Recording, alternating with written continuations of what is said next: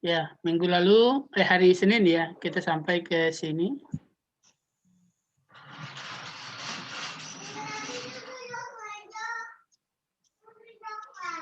Nah, aklimatisasi di lingkungan baru. Ini yang kita bahas terakhir, bahwa sel itu pun melakukan aklimatisasi, melakukan penyesuaian, terutama pada kelompok hewan yang hidup di daerah suhu ekstrim, ya, ketika suhu lingkungan mereka sampai minus 20 derajat, bahkan sampai ada yang minus 60 derajat. Ya, jadi seperti yang pernah kita bahas ya, bahwa air terjun saja mengalami pembekuan. Ya, bayangkan bagaimana cairan tubuh pada makhluk hidup. Jadi ada namanya molekul anti beku, cryptosiroprotectants yang bertugas untuk mencegah pembekuan di sitoplasma. Dan diadaptasikan pada kehidupan sehari-hari dalam bentuk jaringan pipa air ya. Jadi walaupun musim winter, pipa air tidak akan pernah beku yang ke rumah-rumah. Karena mereka memberikan molekul anti beku ya untuk mencegah proses pembekuan. Ini perbandingannya kalau dikasih siroprotectant maupun jika atau tidak ya. Jadi kalau pada suhu minus 20 itu sekitar 95% mungkin itu sudah akan menjadi es. Tapi dengan memberikan siroprotectant itu 60% masih berupa cair. Ya, itu pada suhu minus 20. Sedangkan pada suhu minus 40 bisa dilihat ya, mungkin kalau pada tidak diberikan siroprotectant ya sekitar 96% sudah akan beku. Tetapi kalau diberikan siroprotectant itu sekitar 60% ya. Itu masih dalam bentuk cairan ya. Jadi itu manfaat dari siroprotectant. Kemudian pada beberapa hewan mereka melakukan adaptasi tingkah laku ya untuk menghemat energi. Yang paling umum kita kenal dengan cara hibernasi dan satu lagi apa namanya? Kalau pada musim dingin namanya hibernasi, kalau pada musim panas apa namanya? Ada yang tahu? Estivasi. Estivasi ya. Dua-duanya hibernasi dan estivasi disebut dengan kata, kalau hibernasi pada musim dingin, kalau musim panas namanya estivasi. Nah, penghematan energi yang dilakukan oleh hewan pada musim dingin atau musim panas disebut dengan nama apa? Gabungannya. Belum pernah dengar? Gabungannya disebut dengan torpor. Ya, jadi nanti lihat ada namanya torpor. Jadi torpor ini gabungan dari hibernasi dan estivasi. Kita lihat di gambar ini, ada warna kuning, ada warna merah. Bisa dipahami kira-kira maksudnya apa? Jadi kalau hewan tidak melakukan hibernasi atau estivasi, maka jumlah kalori yang dibutuhkannya per hari itu sekitar garis ini. Berapa ini kira-kira? 95 kilokalori per hari. Kalau dia tidak melakukan hibernasi. Ini pada kelompok squirrel. Apa itu squirrel? Tupai, Pak. Kelompok tupai. Nah, dengan melakukan hibernasi, maka dia menghemat yang warna merah. Lihat seberapa banyak energi yang dihematnya. Jadi kalau dia per hari butuh sekitar 95 kilokalori, dengan melakukan hibernasi, dia mungkin hanya butuh sekitar 5 kilokalori garis ini. Ya, 5 atau 10 kilokalori. Jadi sejauh sangat hemat, sampai 90% lebih hemat. Ya, tapi ada periode puncak di sini yang seperti sisir saat energi mencapai sekitar 90 kilokalori. Kapan ini kira-kira? Kapan kira-kira ini yang puncak dari sisir ini? Jadi sebagian besar hidupnya memang hanya 5 kilokalori, sebagian besar dijadikan istirahat, tidur, kubur di bawah tanah. Tapi ada periodenya mungkin 1 kali sehari atau 1 kali 3 hari dia harus aktif. Jadi kalau pada tupai, kalau pada beruang kutub, itu bisa tidur selama 3 bulan. Tapi kalau pada tupai tidak, dia harus ada periode aktifnya mungkin satu kali selama 3 hari. Kalau tidak dia mengalami kebekuan, ya, dia menjadi beku. Jadi seperti yang pernah saya sampaikan di awal bahwa pergerakan itu menghasilkan panas. Jadi dia perlu bergerak, ya. Ini saat dia bergerak ini, puncak-puncak ini sehingga membutuhkan energi yang lebih banyak. Jadi kalau beruang itu 3 bulan bisa tidur tanpa ada bergerak. Jadi mulai tidur dari awal musim dingin itu pada bulan Desember, nanti dia bangunnya pada bulan Maret. 3 bulan nggak melakukan apa-apa. Tapi kalau pada tupai nggak bisa. Jadi 1 kali 3 hari dia harus bangun, ya, untuk memanaskan tubuh, untuk mencari makanan. Ya. Kemudian ini perbandingan suhunya, bisa kita lihat. Jadi yang warna ini, yang warna biru ini suhu lingkungan, suhu udara. Sedangkan yang warna hijau adalah suhu lingkungan tempat si tupai berkubur, tempat dia melakukan proses hibernasi.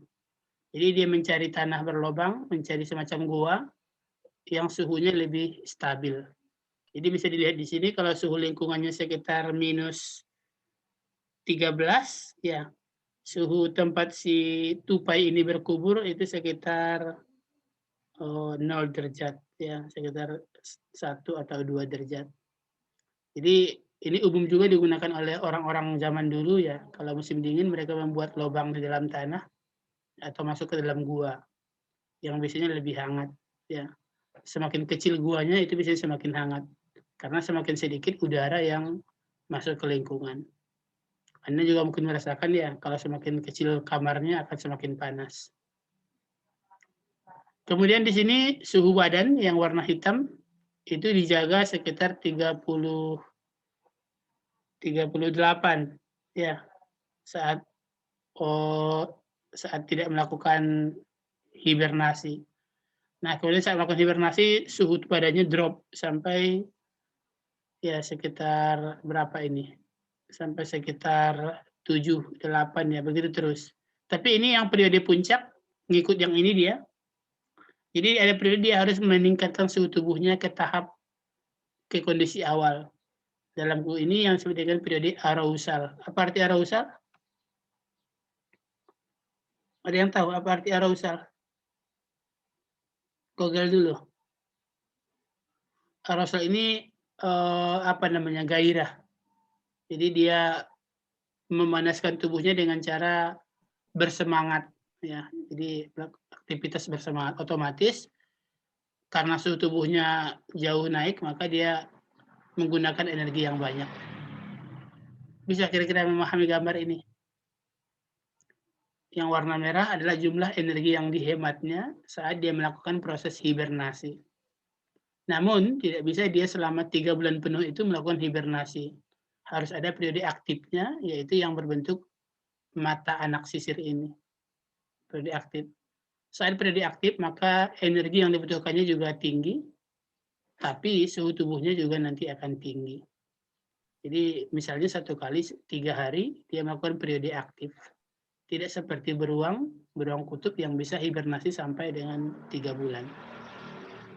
Ya, bisa ya dipahami grafik ini? Bisa, Pak. Ya, bisa, Pak. Ya. Nah, ini bulannya ngikut, ya. Jadi musim dingin itu biasanya mulai dari Desember sampai bulan Maret. Ini puncaknya. Makanya Desember itu kan Natal, ya, 25 Desember itu biasanya salju mulai turun. Karena itu sudah mulai musim dingin. Kemudian itu tadi untuk mengatur suhu tubuh. Yang kedua adalah mengatur nitrogen. Ini yang sering kita sebut dengan kasus gagal ginjal. Jadi kalau tubuh tidak mampu membuang nitrogen, maka akan keracunan. Ya, darahnya menjadi pH rendah. Kalau pH rendah, darah tidak mampu mengangkut oksigen. Jadi kasus gagal ginjal itu dalam hitungan 3 hari, 4 hari ya meninggal. Karena darahnya keracunan, disebut sebagai darah keracunan. Kira-kira nitrogen dari mana asalnya ke tubuh kita? Kita harus membuang, yang mana kita ini? Di antara 3 ini, apa kita membuang amonia, apa kita membuang urea, atau membuang asam urat? Yang mana kita buang dalam urin? Urea, Pak. Urea, Pak. Ya, kita masuk mamalia di sini ya. Jadi kita membuang urea. Nanti akan jadi pertanyaan juga, kenapa pada ikan amonia, kenapa pada burung asam urat? Ya, kenapa berbeda? Padahal sama-sama makhluk hidup, sama-sama vertebrata. Tapi pertanyaan pertama, dari mana asalnya urea di tubuh kita? Kita nggak pernah makan urea kan ya? Ada yang pernah makan urea? Kenapa kira-kira darah kita mengandung urea? Urea ini menjadi racun kalau tidak dikeluarkan dari dalam tubuh. Ayo, siapa yang bisa jawab? Dari mana asalnya urea di tubuh kita? Racun yang ditampung dari hati, Pak. Dari mana itu kira-kira? Kenapa muncul di hati? Gak mungkin kan tiba-tiba muncul di situ? Dari proses Produk apa? akhir dari katabolisme. Dari mana? Katabolisme protein dan asam amino, Pak. Dikuatkan suaranya, Shelly. Metabolisme? Katabolisme protein dan asam amino. Oke, pemecahan protein dan asam amino. Kira-kira apa yang dipecah? Apa yang dipecah di tubuh kita sehingga menghasilkan asam amino? Pemecahan apa? Protein, Pak. Protein apa? Apakah memecah otot kita? Protein itu kan otot, jaringan. Kalau luka, oke. Kalau luka misalnya memar, jatuh dari motor, akan ada protein yang dipecah. Tapi kalau nggak luka, kalau nggak ada kecelakaan, apa yang dipecah di tubuh kita? Sehingga asam uratnya banyak. Kalau kita kelebihan makan protein, oke. Jadi kalau orang gagal ginjal, tidak boleh makan banyak-banyak protein. Karena semakin banyak protein yang dimakan, semakin banyaklah asam urat. Semakin banyaklah urea yang harus dibuang. Ya, jadi kalau sudah gagal ginjal, makan daging, makan telur, itu nanti beresiko. Karena pemecahannya pasti urea. Urea harus dibuang melalui ginjal. Tapi kalau dalam keadaan normal, tidak kelebihan konsumsi protein, tidak mengalami luka, dari mana kira-kira asal urea di tubuh kita?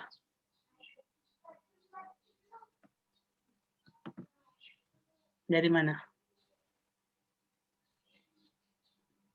Dari maintenance, ya kan pernah kita bahas dulu bahwa darah kita setiap 120 hari diganti. 1 cc darah kita mengandung sekitar 5 juta sel darah merah. Kita sudah hitung minggu lalu bahwa 1 hari sekitar 400.000 ya sel darah merah yang akan mengalami kematian. Nah, sel darah merah ini kan dipecah di hati. Salah satu hasil pemecahan sel darah merah ini adalah urea. Ya, urea ini nanti dipecah di hati, kemudian sebagian dibawa ke usus, ya, yang memberi warna kuning pada fesesnya, sebagian lagi dibawa ke ginjal, yang memberi warna kuning pada urinnya.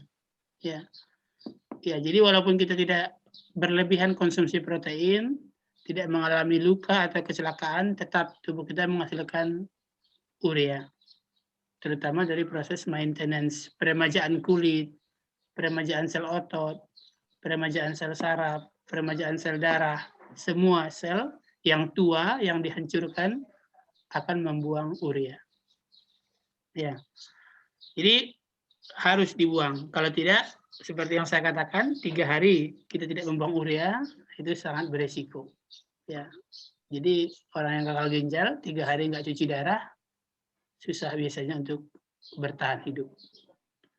Nah, cara membuang ya secara umum sebagai asam amino, pecahan dari asam amino. Pada jenis hewan ada 3. Pada ikan dibuang dalam bentuk amonia, pada mamalia dibuang dalam bentuk urea, pada burung dibuang dalam bentuk asam urat.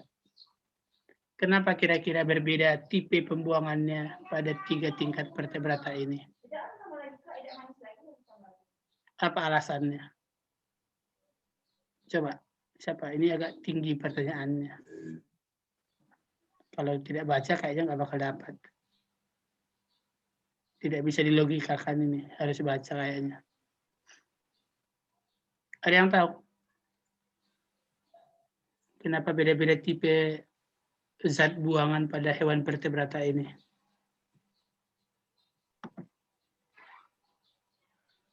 Ada yang tahu? Coba bandingkan lingkungannya. Ikan, mamalia, burung. Apa yang berbeda lingkungannya? Habitatnya, Pak. Kalau ikan itu kan di air, kalau mamalia di darat, sedangkan kalau burung itu di udara. Nah, kira-kira hubungannya ke stok air. Sebenarnya yang paling gampang itu membuang amonia. Jadi tidak perlu ginjal pada ikan waktu struktur hewan sudah pernah kita bahas. Ginjalnya tipe apa? Ayo, yang struktur hewannya dapat A kemarin. Apa tipe ginjal pada ikan? Atau apa tipe-tipe ginjal kalau masih ingat? Febrina, yang geleng-geleng. Apa tipe-tipe ginjal? Nepros ujungnya. Siapa yang masih ingat? Pronefron, metanefron itu bukan, Pak? Iya, pronepros, mesonepros, dan metanepros. Tipe ginjal pada ikan apa?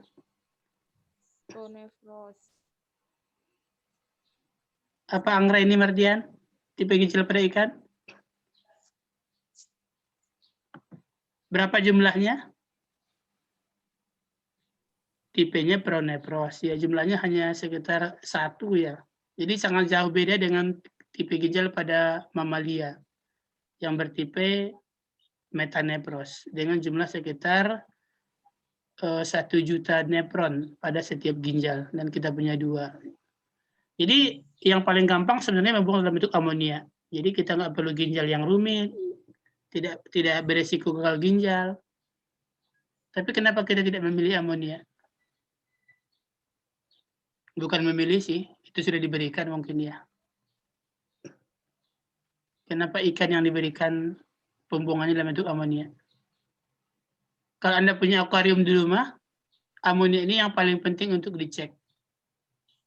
Jadi kalau akuariumnya amonianya sudah di atas 0,5 ppm, nah ikannya akan mati. Karena amonia ini sangat beracun. Untuk menetralkan amonia, biasanya airnya harus banyak. Jadi ikan mampu mengeluarkan pembuangan itunya, sisa protein dalam bentuk amonia karena airnya tidak terbatas.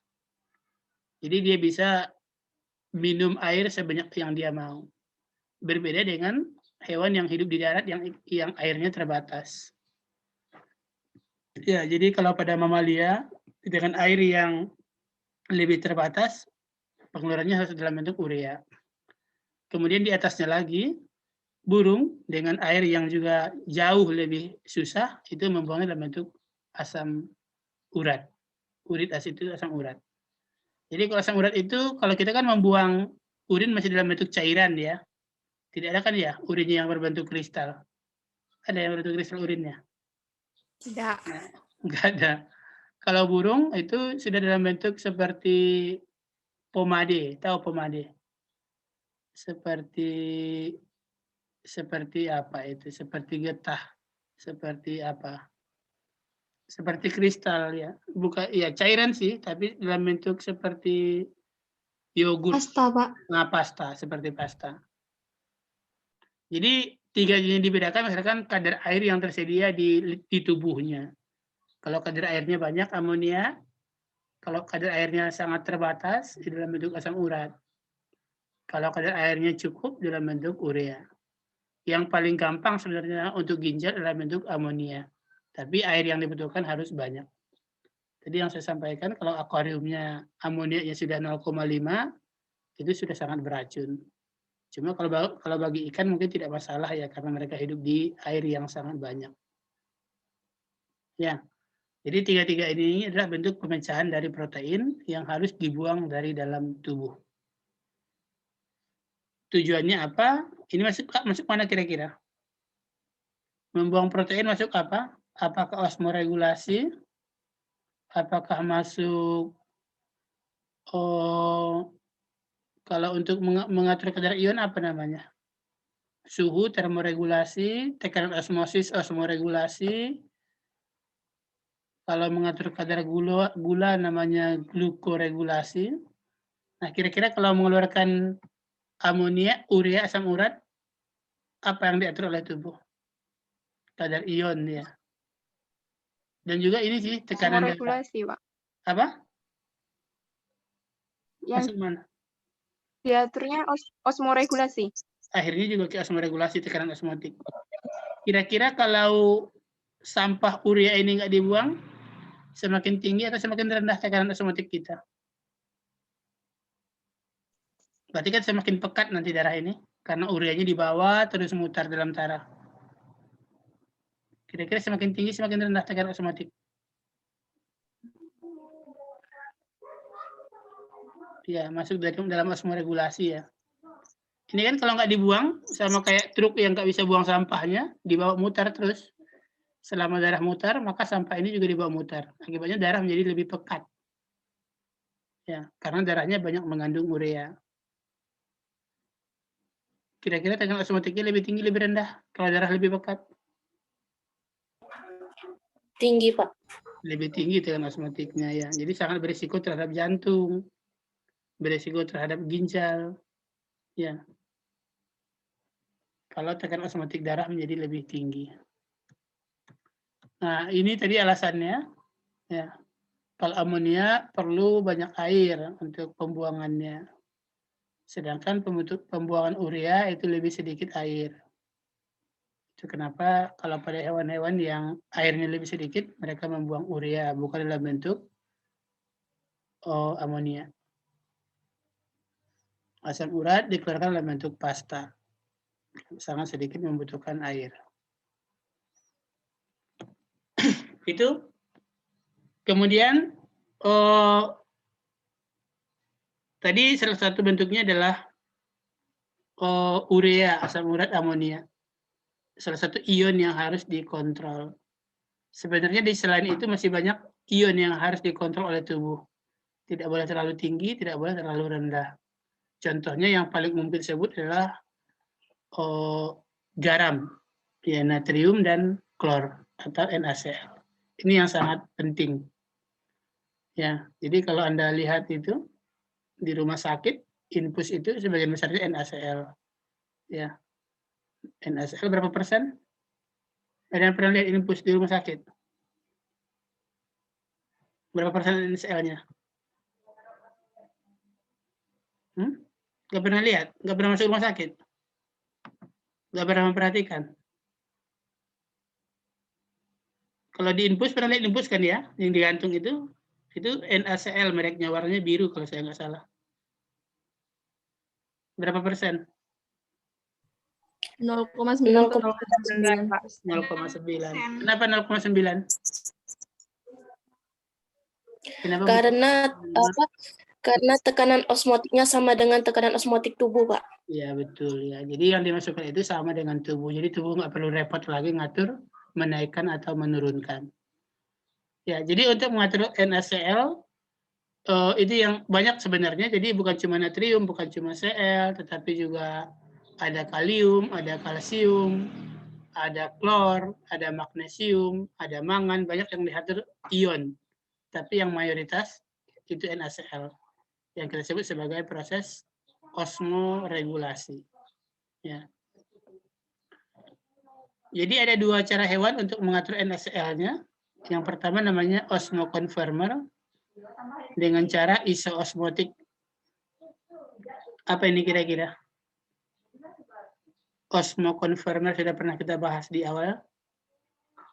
Berarti kadar NaCl tubuh menyesuaikan dengan NaCl di lingkungan. Jadi dia ngikut sama dengan hewan berdarah dingin yang kemarin. Thermoconformer.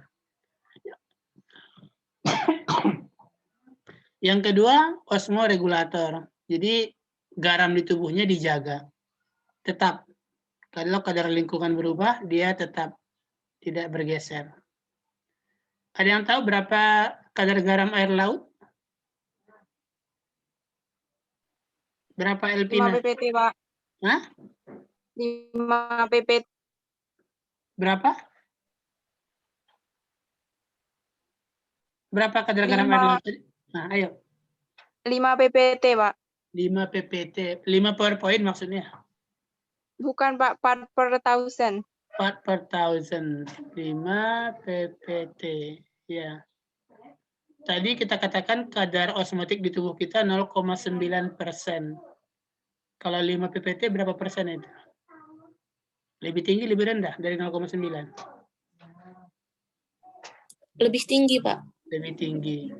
Kalau kita menyelam ke air laut, apakah kadar garam tubuh kita menyesuaikan atau kita jaga pada 0,9?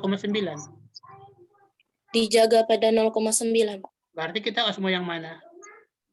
Osmoregulator. Osmoregulator. Ya, jadi kadar garam dijaga tetap pada kondisi ideal, tidak mengikuti kadar garam di lingkungan. Kalau kadar garam di air tawar berapa, Elzan?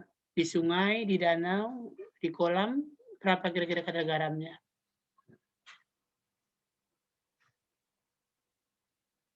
Berapa, Elzan? Ada yang tahu berapa kadar garam air tawar? 0,05%, Pak. Kecil dari? Dari garam di laut. Kecil dari 0,5%. Ya, kecil. Jadi kalau air tawar itu pembatasannya kecil dari 0,5 itu air tawar, 0,5 sampai 3,5 itu rawa atau payau, di atas 3,5 itu air laut. Jadi kita 0,9. Jadi kalau kita di air tawar, kita itu lebih tinggi, hiperosmotik. Kalau kita di air laut, itu lebih rendah, kita hipoosmotik. Ya. Jadi kalau kita mungkin nggak masalah ya, karena kita masuk ke air itu hanya sewaktu-waktu, tidak selamanya hidup di air.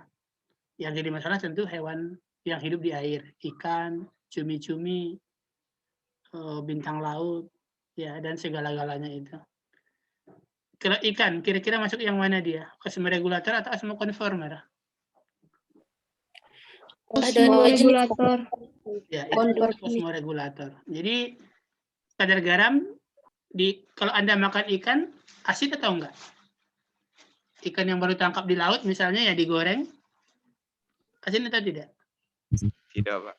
Tidak, ya, karena dia Tidak, osmoregulator. Pak. Jadi walaupun kadar garamnya 3,5 di luar, itu kan asin sebenarnya itu, tapi daging ikan tidak akan asin. Karena dia menjaga kadar garam tubuhnya tetap 0,9, tidak asin. Ya. Itu yang asin kenapa jadi asin ya karena dikasih garam waktu menjemurnya ya. Jadi kalau asalnya sebenarnya tidak asin. Ya. Jadi ikan harus menjaga kadar garam di tubuhnya tetap 0,9. Walaupun tadi saya katakan di air tawar itu 0,5, di air laut itu 3,5. Jadi bagaimana cara ikan tersebut menjaga kadar garamnya nanti kita bahas. Namun ada beberapa ikan yang kadar garamnya bisa menyesuaikan, yang disebut sebagai ikan-ikan eurihalin.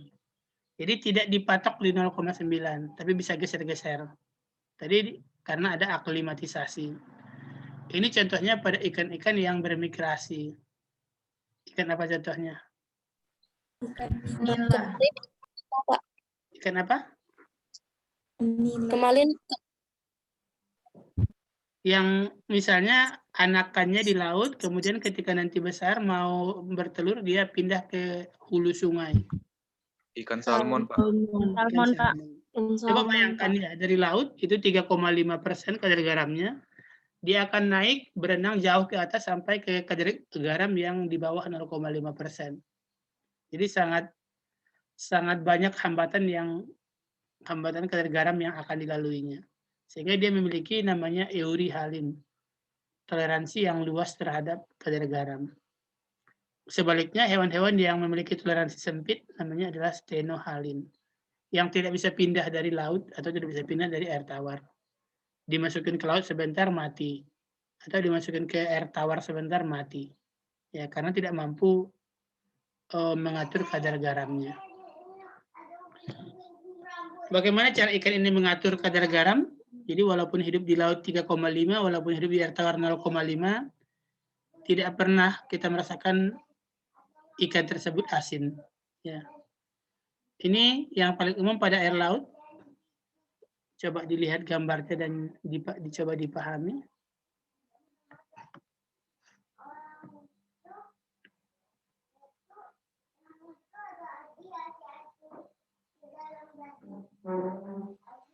Coba sekitar, ya ini tadi air ikan pada air laut.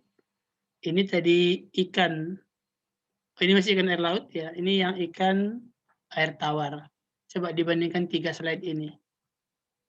Nanti kita bahas bagaimana mekanisme osmoregulasi pada ikan air laut dan pada ikan air tawar.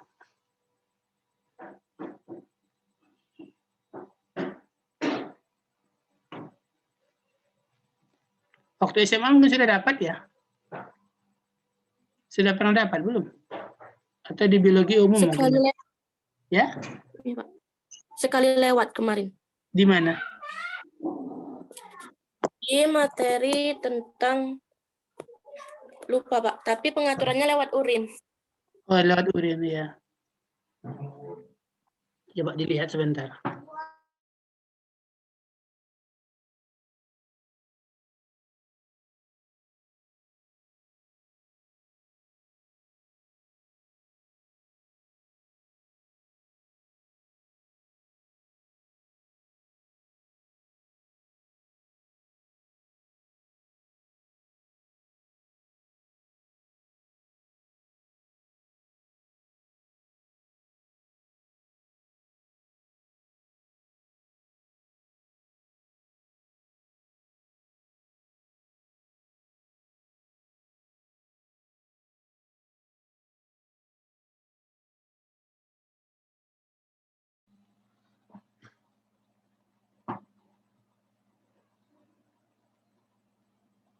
Ayo, siapa yang bisa kira-kira? Bagaimana penyesuaian pengaturan osmoregulasi pada ikan air laut dan ikan air tawar?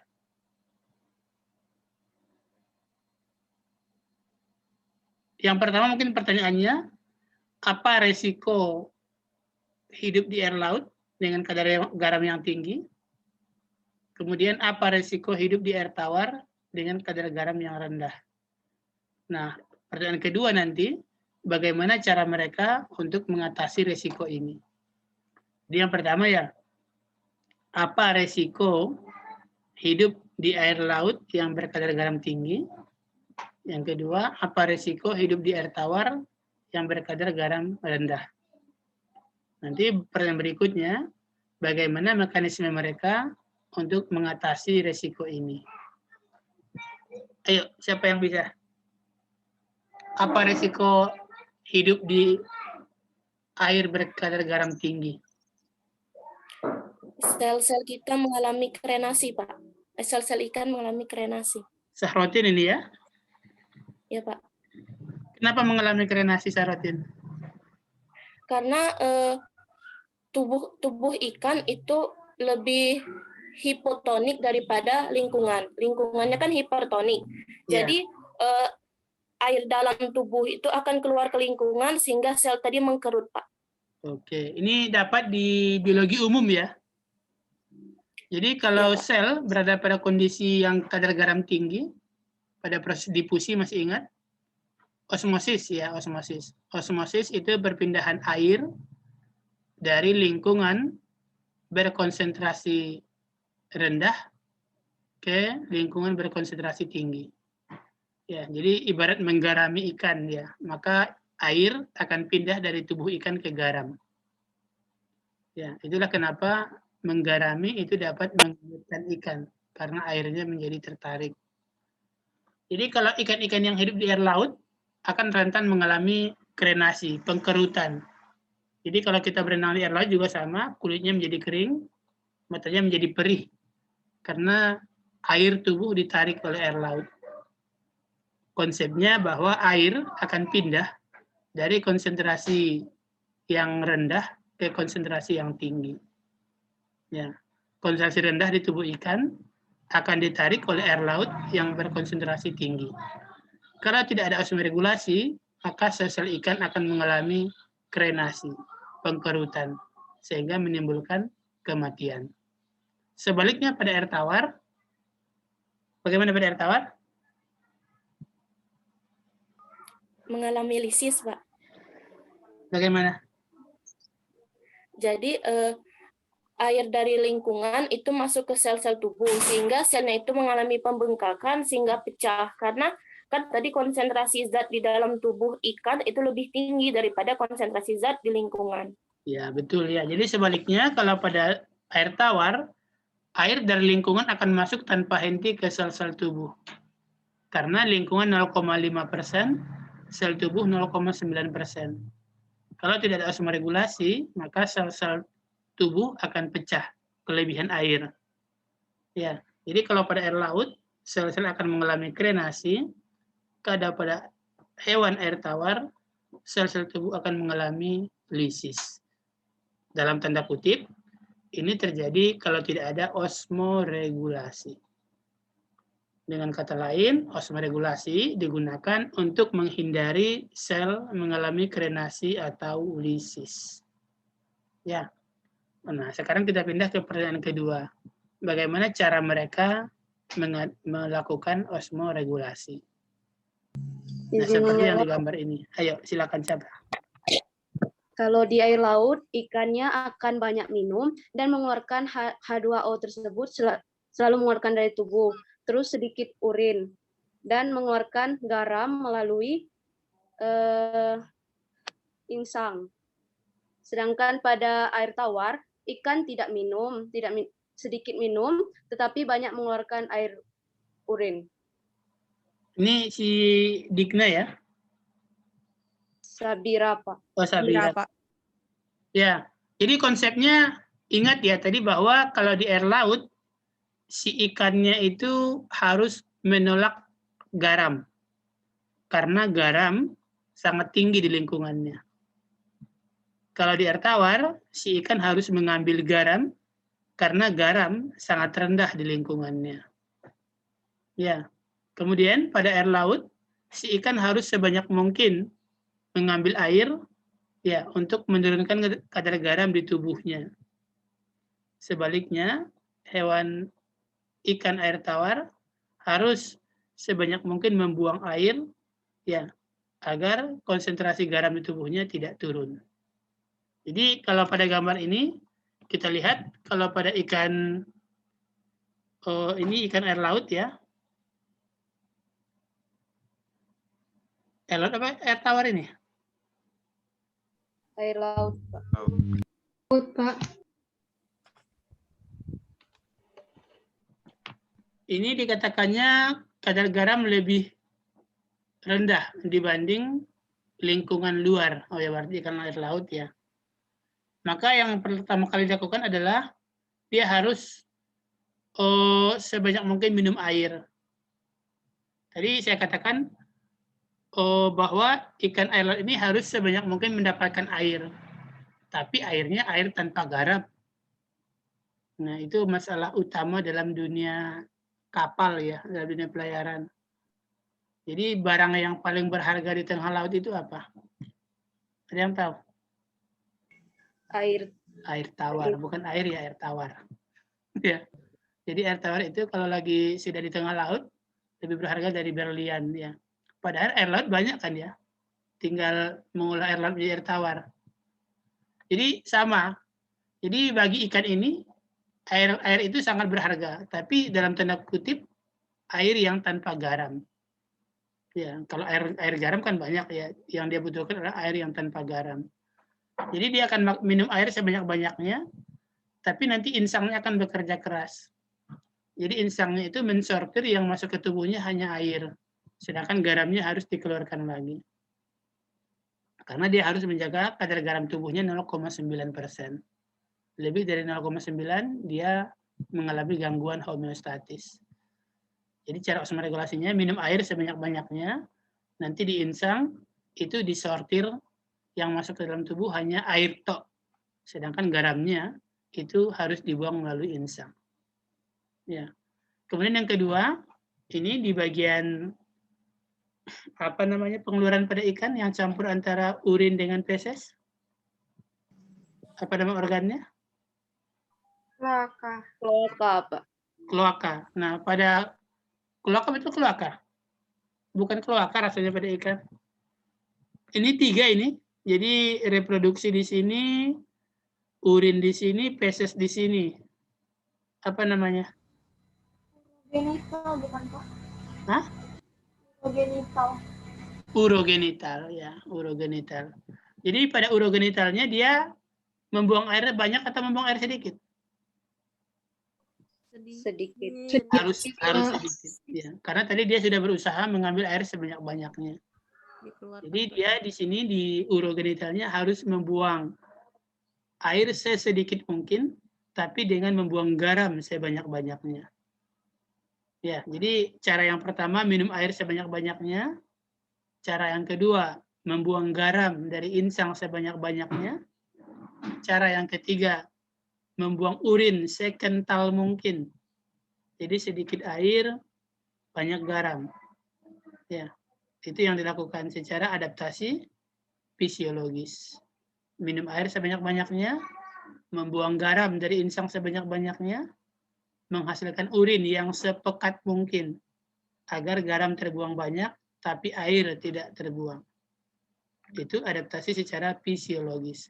Kalau ini tidak dilakukan, maka akan terjadi yang atas ini, bahwa air akan terus-menerus keluar dari tubuh.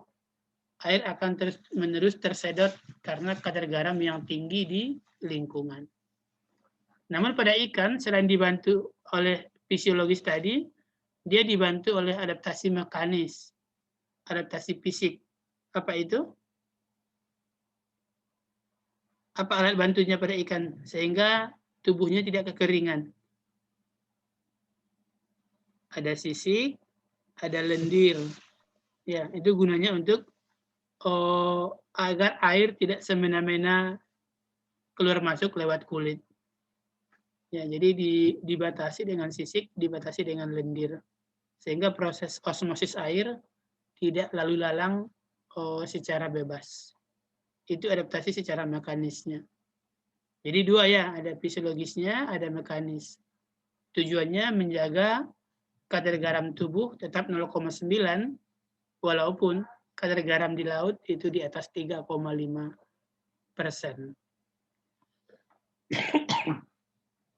Paham sampai di sini? Paham, Pak. Ada lagunya kan ini ya, pernah dengar lagunya? Jadilah seperti ikan di air laut. Apa lanjutannya? Hah? Apa lanjutannya? Jadilah seperti ikan di air laut, walaupun lingkungan asin, tapi dagingnya tetap manis. Ya. Jadi seperti itu, walaupun lingkungannya tidak terpengaruh oleh lingkungan, itu maksudnya. Jadi tidak terbawa-bawa oleh lingkungan yang jelek. Ya. Tidak seperti ikan di air laut, walaupun lingkungan asin, tetapi dagingnya tetap manis. Jadi walaupun tinggal di lingkungan yang kurang bersahabat ya, tapi jati dirinya tidak hilang. Oke, kita lanjut. Gampang kalau ini lagi, kalau sudah paham yang air laut, maka yang air tawar hanya mengikuti saja. Tinggal dibalik ya. Jadi kalau pada air tawar nanti masalahnya bahwa air akan terus-menerus memasuki tubuh. Maka sel-sel tubuh akan mengalami lisis karena kelebihan cairan. Maka cara yang dilakukannya tinggal dibalik dari air laut tadi. Jangan minum air, ambil cara satu ya, jangan minum air. Cara dua, ambil garam sebanyak-banyaknya dari insang. Cara tiga, produksi urin yang sangat encer. Jadi buang air sebanyak-banyaknya, tapi jangan membuang garam. Ya. Jadi seperti itu osmoregulasi pada ikan air tawar dan pada ikan air laut. Bisa kira-kira sampai di sini? Bisa, Pak. Mudah-mudahan paham. Ingat ya, nanti di SMA, kalau ngajar di SMA, ada ini, selalu ada osmoregulasi. Itu juga kenapa pada kelompok burung-burung yang tinggal di gurun, air mata mereka itu air mata kristal. Ya, jadi mereka menangis itu yang keluar itu garam. Ya, karena mereka harus menghemat air sehemat-hematnya. Ya, jadi kalau lihat di seolah-olah mata burung itu ada beleknya, ya, ada kotorannya. Itu adalah urea yang dibuang. Ya, karena mereka tetap mendegradasi protein, tetap menghancurkan protein. Hasil degradasi protein urea harus dibuang. Karena air tidak ada, maka ureanya dibuang lewat air mata. Air mata berbentuk kristal. Ya. Ini pada hiu, ya, mereka memiliki kadar urea TMAO. TMAO ini juga jenis protein, ya, yang sangat tinggi dalam darah, sehingga mereka akan membuang butiran-butiran garam, ya, melalui keranjal, melalui anus, melalui rektum, ya. Jadi mereka buang airnya dalam bentuk garam. Jadi hidup di laut itu sangat kompleks, ya, kadar garam, kemudian kedalaman satu lagi. Jadi kasus KRI Nanggala itu, ya, setiap turun kedalaman 10 meter, tekanan naik berapa ATM? 1 ATM. 1 ATM. Kalau 800 meter berapa ATM tekanannya? 800 ATM. Hah? 800? 80 bukan? 80, Pak. Nah, tubuh manusia itu hanya mampu menahan tekanan sekitar 3 ATM, 3 sampai 4 ATM. Jadi kalau sudah 80 ATM, mobil mungkin, ya, yang Anda bayangkan mobil, itu kan ada udara di dalamnya. Maka mobil itu akan dipenyokkan seperti kaleng minuman ringan yang diremas, ya. Jadi semua udara itu akan dipaksa keluar. Demikian juga dengan kapal selam tersebut, semua udara yang di kapal selam itu akan dipaksa keluar karena tekanan terlalu tinggi. Walaupun dindingnya itu bajanya pecah. Ya. Jadi bajanya itu dipecahkan, ya, sampai udaranya keluar karena tekanan yang sangat tinggi. Jadi kalau paru-paru manusia mungkin dalam keadaan 8 ATM atau 10 ATM itu sudah kolaps, sudah tinggal jadi sekeping balon yang belum ditiup. Ya, jadi semua udaranya keluar, dipencet sepencet-pencetnya. Nah, itu yang terjadi pada kedalaman dengan tekanan yang tinggi. Jadi kita manusia kalau berenang tanpa alat bantu, tidak pakai baju renang, ya, kalau baju renang itu untuk mengurangi tekanan ke tubuh.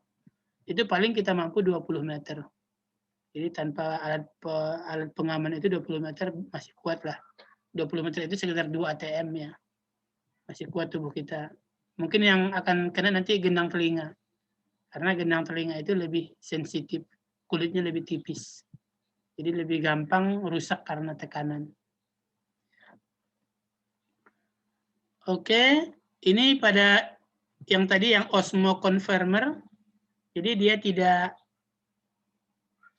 melawan konsentrasi lingkungan. Jadi ini kalau kita makan akan asin dia. Karena kadar garam tinggi di tubuhnya. Dia mengikuti saja. Sama seperti yang thermoconformer. Lingkungan suhu berubah, dia berubah. Ini juga sama, kadar garam lingkungan berubah, kadar garam di tubuhnya juga berubah. Jadi kalau kita tangkap, kita makan, ini akan asin rasanya. Ini tadi yang saya katakan, kristal pada burung yang hidup di gurun, mereka harus membuang urea, tapi air jangan sampai ikut terbuang. Ya, ini proses penghantaran NaCl-nya sampai ke lubang hidung. Sampai di sini ada yang menanyakan dulu?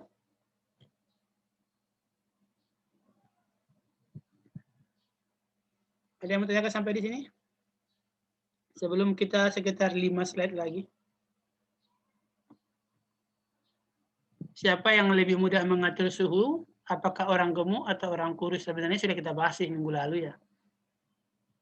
Siapa yang lebih berpeluang mengalami hipotermia antara gajah kecil atau gajah besar? Ada pertanyaan sampai di sini? Tidak ada? Oke, lanjut dulu 5 slide lagi. Nanti kalau pertanyaan di akhir saja.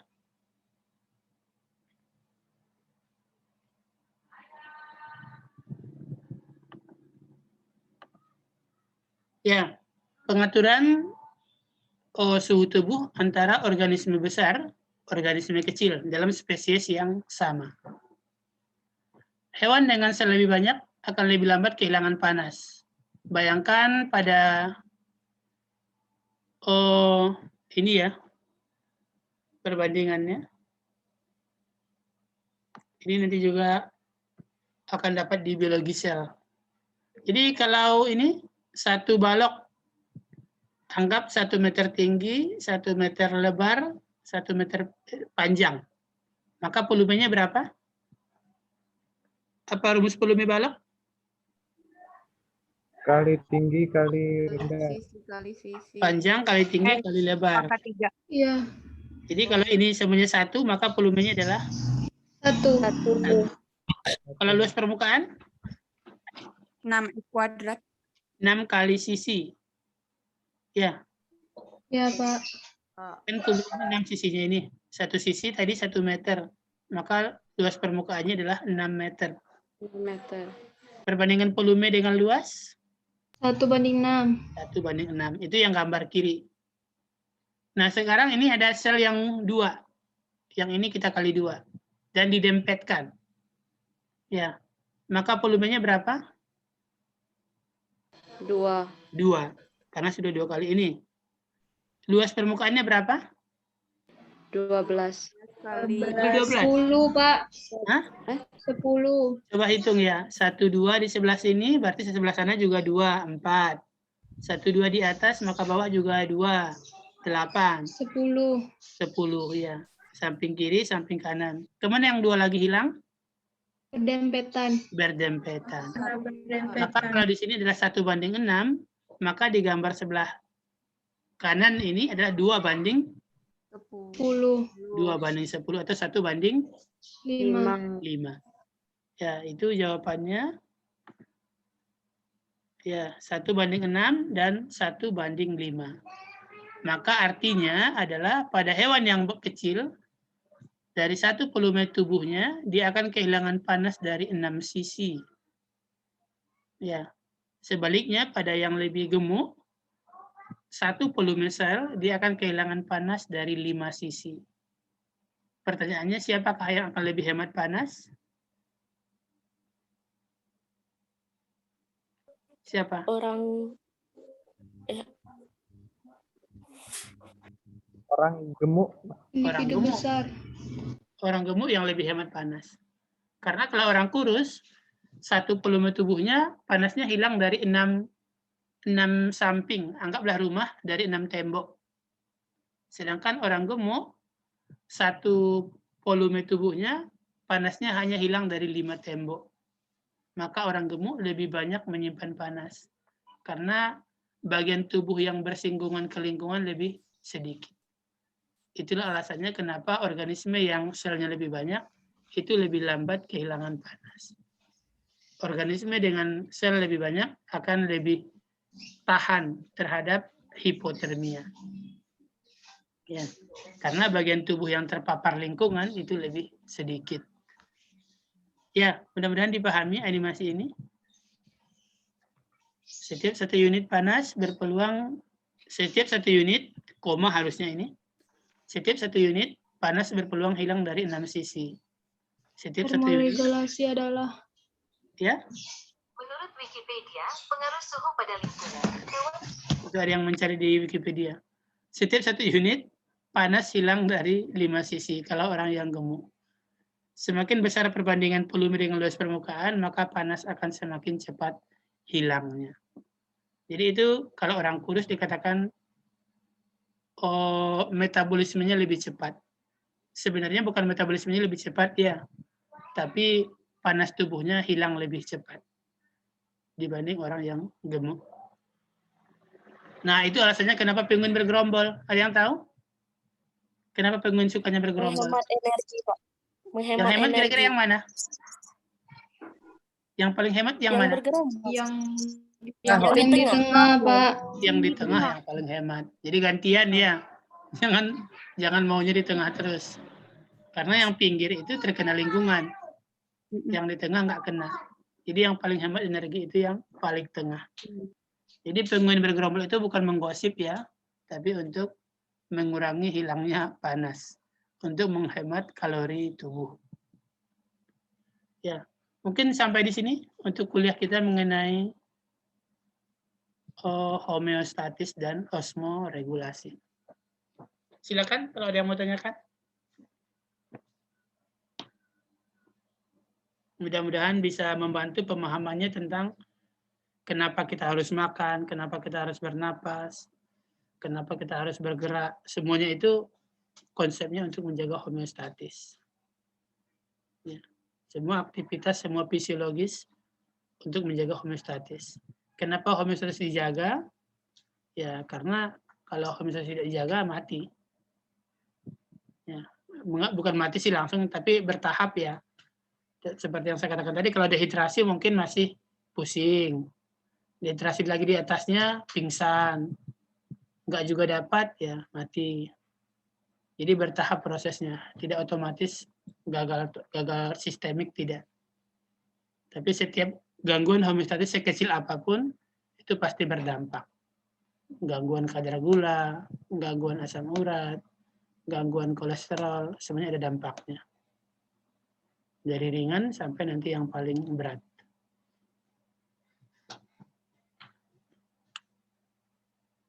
Tidak ada pertanyaan? Minggu depan kita masuk mengenai koordinasi, ya. Bagaimana untuk melakukan homeostatis, bagaimana peran dari sistem koordinasi.